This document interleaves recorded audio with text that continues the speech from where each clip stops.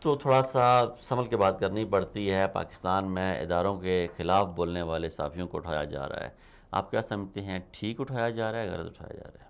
پہلے اس پہ مختصراً جواب دیں. بسم اللہ الرحمن الرحیم. میرے خیال میں یس اور نو میں تو جواب دینا مشکل ہوگا، لیکن میں اگر آپ ایک جی منٹ مجھے دے دیں تو میں وضاحت کروں کہ آزادی اظہار رائے ہر آدمی کا بنیادی حق ہے، اور ہر ملک اور ہر ریاست آج کے دور میں خاص کر اس پہ خصوصی اہتمام کرتی ہے.